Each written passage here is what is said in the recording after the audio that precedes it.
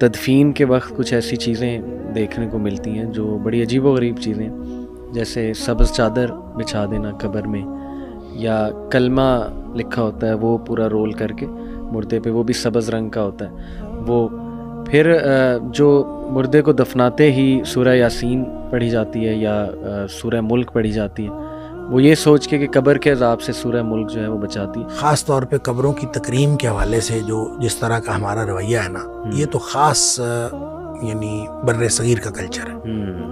اور بر صغیر کے کلچر میں چونکہ ہم ہندوؤں کے ساتھ رہے ہیں کئی صدیاں، تو ہندوؤں میں مندروں کے اندر جو ہے نا وہ اسی طرح کی یعنی جو چادریں ہیں یا اس طرح کا جو کیفیات ہیں وہ چونکہ ایڈاپٹ کی جاتی ہیں، تو ہم نے بھی اسی طرح کی کیفیات ایڈاپٹ. اس کا شریعت کے ساتھ کوئی تعلق نہیں. نبی کریم صلی اللہ علیہ وسلم نے تو قبروں کو بلند کرنے سے بھی منع فرمایا، اور آپ نے حضرت علی رضی اللہ تعالیٰ عنہ کو حکم دیا تھا کہ جو قبریں بھی زمین سے اوپر بلند ہیں اس کو برابر کر دیں.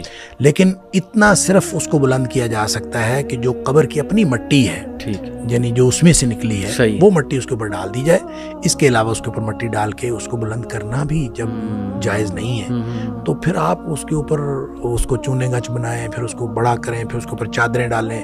اور چادروں کی ضرورت تو ہے زندہ انسانوں کو، اور آپ قبروں کے اوپر ڈالتے ہیں. پھر اس کے اوپر آیات لکھ کے جو آپ نے کہا یہ تو بے حرمتی ہے قرآنی آیات کی، آپ ان کو نیچے ڈال دیتے ہیں. تو یہ ساری چیزیں جو ہیں ان کا کوئی تعلق شریعت کے ساتھ نہیں ہے، دین اسلام کے ساتھ کوئی تعلق نہیں.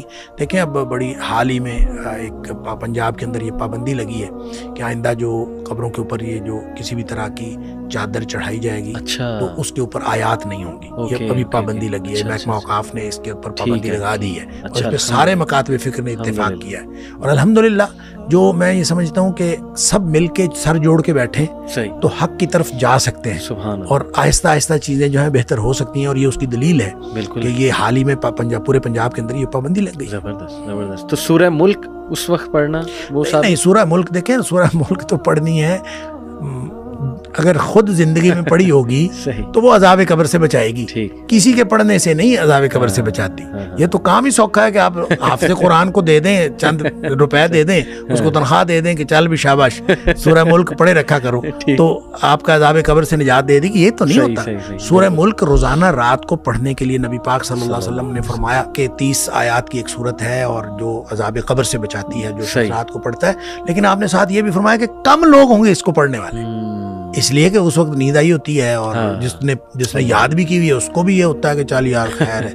تو اس وقت اگر پڑھنا ہے تو اس کے لیے عذاب قبر سے نجات ہے. یہ حدیث میں آتا ہے کہ جب مردے کو دفنایا جاتا ہے تو وہ قدموں کی چاپ سنتا ہے جو دفنا کر واپس جا رہے ہوتے ہیں. تو اس سے تو یہ بھی اخذ کیا جا سکتا ہے کہ اس کا مطلب اسے موت کے بعد بھی سنائی دیتا ہے، اور وہ پھر ظاہر ہے یہ سنائی دے رہا ہے تو باقی چیزیں بھی پھر سنائی دیتی ہیں. تو اس کا مطلب کہ موت جسے آ چکی ہے فوت شدہ بندے سے مطلب کوئی بات کی جا سکتی ہے یہ سوچ کے کہ جی اسے سن رہا ہے. دیکھیں اللہ تعالیٰ نے قرآن میں فرمایا انک لا تسمع الموتى. نبی پاک صلی اللہ علیہ وسلم نے فرمایا کہ آپ مردوں کو سنا نہیں سکتے. ٹھیک، یہ ہے نص قطعی. اور نص قطعی جو ہوتی ہے اس کے بارے میں استثناء بھی کسی نص سے ثابت ہونا چاہیے. صحیح. نص قطعی کا مطلب ہے کہ مردے کو ہرگز نہیں سنایا جا سکتا، بات ختم. ٹھیک. اب اس میں استثناء دو باتیں نبی پاک صلی اللہ علیہ وسلم فرمائی، وہ استثناء ہو گیا. صحیح. وہ نص میں آ گئی. ایک تو نبی کریم صلی اللہ علیہ وسلم نے جو بدر کے مقتولین تھے تقریباً 24 لوگ تھے کہ ان کو ایک کنویں میں ڈالا گیا. صحیح. اور ان کے ساتھ نبی کریم صلی اللہ علیہ وسلم نے کلام فرمایا، خود آپ نے ان سے خطاب فرمایا. حضرت عمر فاروق رضی اللہ عنہ نے کہا بھی اللہ کے رسول صلی اللہ علیہ وسلم یہ تو مردے ہیں، ان کے اندر تو جانیں ہیں، روحیں ہیں ہی نہیں، تو یہ تو مردے ہیں، جسم ہیں، تو آپ کس سے خطاب فرما رہے ہیں؟ تو نبی کریم صلی اللہ علیہ وسلم فرمایا کہ جتنا تم سن رہے ہو نا اس سے زیادہ یہ سن رہے ہیں. اللہ، اس کا مطلب سن رہے ہیں. بالکل صحیح. اسی طرح جو آپ نے حدیث بتائی کہ مردہ قدموں کی چاپ سنتا ہے، جو لوگ دفنا کے واپس جا رہے ہوتے ہیں تدفین کر کے، ان کے قدموں کی چاپ سنتا ہے، تو سنتا ہے. یہ دو باتیں ہو گئی، یہ دو استثناء ہو گئے. رہی بات یہ کیسے سنتا ہے، یہ ہم اس پر بحث کر نہیں سکتے، لیکن سائنس نے مسئلہ حل کر دیا. میڈیکل سائنس کہتی ہے کہ جب انسان مرتا ہے تو فوری طور پر اس کا دماغ ڈیڈ نہیں ہوتا، اس کے سارے اعضاء کام کرنا فوری طور پر بند نہیں کرتے، بلکہ اس کو کچھ ٹائم لگتا ہے، 36 گھنٹے لگتے ہیں، 48 یا 72 جتنے بھی گھنٹے لگتے ہیں، کچھ ٹائم لگتا ہے، پھر جا کے اس کے سارے اعضاء ڈیڈ ہوتے ہیں، وگرنہ شروع میں ڈیڈ نہیں ہوتے۔ تو اس کا مطلب ہے جو نبی پاک صلی اللہ علیہ وسلم نے فرمایا وہ بھی دونوں واقعات جو ہیں وہ ایسی ہی کیفیت کے ہیں، مرنے کے فوراً بعد کے ہیں۔ تو اس کا مطلب ہے یہ بات ٹھیک ہو گئی، سائنس سے ثابت ہوگی۔ اسی طرح نبی پاک صلی اللہ علیہ وسلم نے فرمایا کہ مردے کو جب آپ نے نہلانا ہے تو اس کو زیادہ سخت ہاتھ نہ لگائیں۔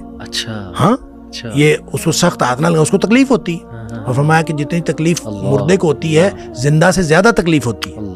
تو اس کا بھی مطلب وہی ہے کہ اس کے سینسز کام کر رہے ہوتے ہیں کچھ عرصہ تک، اور جب آپ نہلا رہے ہیں وہ ابھی کچھ عرصے میں ہے، وہ کتنا عرصہ ہے یہ میڈیکل سائنس نے بتایا ہمیں کہ وہ تو کافی گھنٹوں تک جو ہے وہ دماغ بھی ایکٹیو رہتا ہے اور اس کے اعضاء کام کرتے ہیں، سینسیشن رہتی۔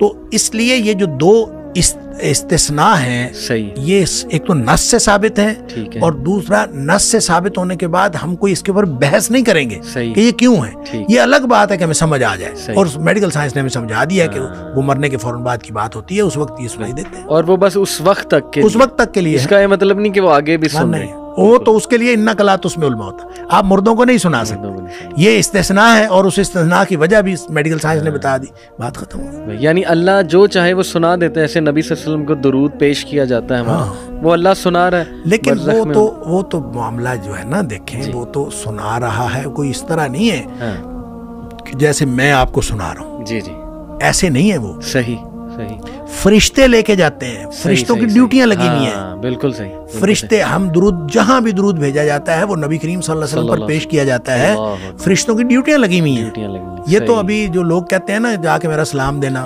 تو میں تو ان سے کہتا ہوتا ہوں کہ اللہ تعالیٰ نے فرشتوں کی ڈیوٹیاں لگائی ہیں درود اور سلام بھجوانے کی نبی پاک صلی اللہ علیہ وسلم، ان پر آپ کو اعتبار نہیں ہے، یہ گنہگار انسانوں کو آپ کہتے ہیں ہمارا سلام دینا۔